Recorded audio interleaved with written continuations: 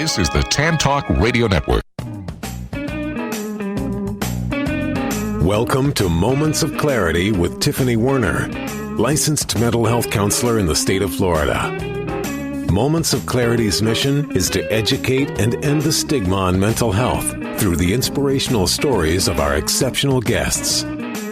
You can join in the show by calling Tiffany toll-free at 866-826-1340 or on Facebook and Twitter at MOC with Tiffany. Now, here's Tiffany Werner. Hi, and thanks for listening. This is Moments of Clarity. My name's Tiffany Werner. I'm a licensed mental health counselor, and I'm your host. And today we're going to be talking about second chances. And so many of us need them. Before we start and before I introduce my guest, I'd like to say hi to Ed behind the glass. He's always so helpful with the show. A happy, warm, and muggy Thursday. Yeah, it is. You're dressed for tomorrow's weather. Tomorrow's high is 55. Then I don't think you know me very well. I would have something thicker on for that. You'll have a turtleneck, gloves. Yeah, some earmuffs, scarf, high of 50. Well, I know, but we get used to the weather wherever our environment is, but that's cold for me. Anyway, so second chances, and Ed, we have a really great guest today. She's the founder of a foundation called Cornbread Hustle, a staffing agency for second chances. And what she's passionate about is helping felons and people in recovery find transformation through employment or entrepreneurship. Just so great. And as someone who has reinvented her life, she wanted to create a company to help others do the same. Before starting Cornbread Hustle, she found her own transformation and recovery through inventing a tanning bed. And she invented the tanning bed and getting a career in the TV and news industry. And she developed an expert level skills for marketing and for PR, and use those talents to help individuals getting out of prison rebrand themselves to become the person they want to be or get noticed by the people they want to meet. And a lot of people coming out of rehab or prison of any sort, they kind of get lost. Like, now what? And it's so important for people to step up, especially for veterans, too. I mean, it's all sorts of people. And I want to welcome to Moments of Clarity, Sherry Garcia. Hi, Sherry. Hi there. How are you? Great. Thanks so much for being a guest and taking the time today, and for all you do. It's amazing. No problem. Thank you. Thank you for this show. I was listening to the introduction, and I really wasn't sure what I was getting myself into, but hearing that you're a licensed mental health counselor, I don't know if that's accurate, but you're somebody who's out there trying to reduce the stigma and share stories, so that makes me very happy. Absolutely. I'm a licensed mental health counselor. I've been doing this, hosting this show. I've been a counselor for about 20 years, a little over, and doing this show for over 5 years. And it's all about using the experiences and professional knowledge and stories of sharing of hope of exceptional people like yourself in order to end the stigma on mental health and provide resources to all that listen. Thank you. So anyway, yeah. So thanks for being here, even though you didn't know what you're getting yourself into. So let's start from the beginning. I strongly believe personally that a lot of good comes out of bad, and sometimes we don't see it when it's happening. But later on in life, if we use those experiences to help change others and within ourselves as well, that it's for good and that there was a purpose for bad things happening. And with your story, you said that you had to reinvent yourself way back in the day. What happened? I did, and I had to reinvent myself recently again. I was actually on the cheerleading squad, pitcher of the softball team, AB honor roll, girl next door. Everything was hunky-dory, and I decided to try a drug called meth. And after I tried it, I actually fell in love with it right away because it did everything that I was looking for, which is stay up late, what I thought, be productive, to get good grades and lose weight, all those things that we trick ourselves into when it comes to drug use. And so I stayed addicted for 2 years, ended up becoming a drug dealer to fuel my habit. And methamphetamine's probably the most functional one. That's where it's most tricky, is that people do it to be better or stronger. It's kind of like that movie Limitless, or where there's this mind-enhancing drug or whatever, but... Absolutely. We have a lot of hustlers. That's what we call our community. We have a lot of hustlers that, you know, we never know otherwise, but sometimes we realize that they're struggling with methamphetamine, but we don't see it because they're so functional sometimes. So I did get arrested a whole bunch of times, but I never ended up with a felony. And I ended up getting clean and pursuing my dreams to become a news reporter. I got into the news business, and I invented a product. I totally poured into overachievement and success. And that's where looking back, that's where I went wrong. I never got into recovery. I didn't do a 12-step program. I did not get any therapy or counseling for the trauma I endured because, I mean, let's face it, I was 17 years old working in the strip clubs on school nights trying to sell drugs. So there's obviously some trauma involved. And fast forward, while I'm running this staffing agency for Second Chances, because I found my calling, even though I was all into the entrepreneurial stuff in the news business, I left all of that and found my calling to start a staffing agency. I ended up finding myself arrested in the back of a cop's car as the founder of a staffing agency that helps felons. I know, it's like, and now I can laugh because I'm off probation, but now it's been long enough. We can tease about it a little bit, yeah, but it wasn't very funny. What happened? No, of course not. Well, what happened? Why did you get arrested for? DWI. Did they catch you dealing or? No. So I got clean and off meth in 2007. Ended up becoming pretty successful with my entrepreneurial ventures and with my news background. And then that's when I decided to use all those resources that I had learned to start this staffing agency. Well, a couple of years into it, I found myself in the back of a cop car because I got a DWI. So because I had poured so much into overachievement, winning awards, raising money, starting businesses, I didn't face any of the trauma or go through a recovery program for my previous addiction, and I just continued to drink. I got sober from meth and decided, cool, now I can help people because I figured it all out.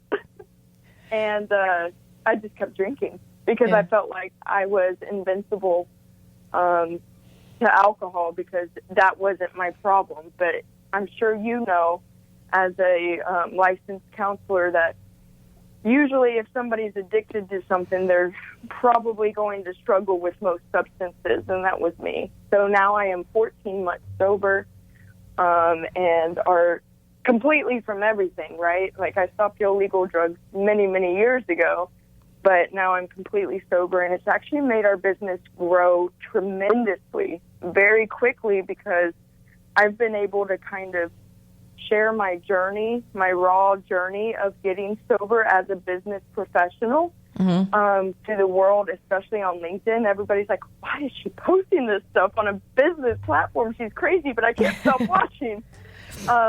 So it's really grown our business, as weird as that sounds. So the worst night of my life, which was getting that DWI, ended up being the best night of my life. Because it's a lesson learned to know that what you were doing wrong and how you can eventually be more productive. Yeah, I honestly, so many bad things were happening, and I wasn't able to grow this business, and doors kept slamming, and I never blamed alcohol. I blamed everything else besides the alcohol. That was the last thing to go, and, it took that wake-up call to make me realize, like, girl, you got a problem. Right. I mean, like, you can only get in trouble so many times and realize that you're not invincible. But, yeah. And then, like, that also, what a good point is that drug and addiction, it's not discriminatory towards any age, race, gender, anything. Nope. Socioeconomic status. It's an epidemic that's worldwide, and it can get anybody. In fact, a judge in a nearby county, I just saw the news this morning that he just got arrested for a DWI. And he's the one that puts people on probation for DWI. So it just goes to show that addiction does not discriminate. I hope he gets the recovery and support that he needs. And honestly, it might be a life-changing thing for him as well to go through the system and have a criminal background. Maybe it will call for some real change. Or give him some empathy. You never know. Yeah, where he might be I a little more understanding. I don't know if he'll still have his job. I actually hope he would, because he would probably become the best judge in the world. But if he doesn't, then maybe he'll end up getting into a social enterprise like I am and helping change people's lives and change the system. You'd never know. You never know. Just like you said, bad things happen and good come out of them. Mm-hmm. I strongly believe that. It depends on what somebody wants to do with the situation. When somebody, victimizes themselves and they're like, oh my gosh, I can't believe that happened to me, and doesn't want to learn from it or use it as a learning tool, then they might wallow in their own, disappointment or set, that's really up to each individual and what they want to do. Mm-hmm. Absolutely. So, anyway, the cornbread hustle, how did you get that name? So, I don't know if you've ever seen the movie Life. It's a classic movie with Eddie Martin and... what movie? Not Eddie Martin. Martin Lawrence and Eddie Murphy. It's called Life. Life? And, I haven't seen about it. It's a comedy, but it's about a couple of guys who got convicted of a murder, a crime they didn't commit, and got life in prison. And there's a funny segment in the show where it's this big old inmate guy, and he's like, "You gonna eat your cornbread?" And they end up getting in a little prison riot, and it's just a comedy. And I used to always go into the prison to volunteer for a organization, and we'd eat in the chow hall for lunch with all of the inmates, and they'd always be like, "Dang, Sherry, you gonna eat your cornbread or what?" Always making fun of me because I'd always be putting chips on my sandwich and smashing them. They'd be like, "Dang, girl, you're eating like a pig." So that's how it happened. I just decided that I was like, what can I call this company? And so Cornbread Hustle, that's how it was born. I love the behind the scenes of stuff like that. Yeah, Ed, you saw that movie? Yeah, I know what she's talking about. I'm going to go watch that. You gonna eat your cornbread? Yep. Yeah, so you've actually lived the life. How long were you incarcerated for? So I actually never went to prison or had a felony. And, I've been arrested a whole bunch of times. I've spent lots of nights in jail, upwards close to 20. But that's what made me want to create this company, because I felt so, I guess privilege would be the word. I had such a privilege that I did, and I'm not saying because of my skin color or because I'm a female or anything. I just simply got lucky and didn't get pulled over when I had an ounce of meth on me, and didn't get caught, at the trap house with all the drugs that were there. And there were just so many bullets that I dodged, and I was like, and here I am, able to work at CBS as a news person, all because I didn't get caught. But I would have never got this job if I had anything on my record. So, just knowing that all these people were going through incarceration and not being able to get a job, and they did the same things that I did. Right. The same things, A lot of people make mistakes, just not everyone gets a caught for them. Yeah, and I just feel like God put me here to just be that vessel to help people get that second chance and be the voice for them. And I just couldn't be happier with the company that we have and the position I'm in to help lead the way with that, carry the torch. It's amazing. I want to welcome callers to call in 866-826-1340, 866-826-1340. And Sherry, it's time for our first break, but we will be back in just a moment with Moments of Clarity after this commercial break. You're listening to Moments of Clarity with Tiffany Werner. We welcome your input at 866-826-1340. Tiffany will be right back after this. This is the Tan Talk Radio Network. Are you or your loved one suffering from addiction to drugs or alcohol? My name is Steven Sundquist, and I am a recovered addict. You are not alone.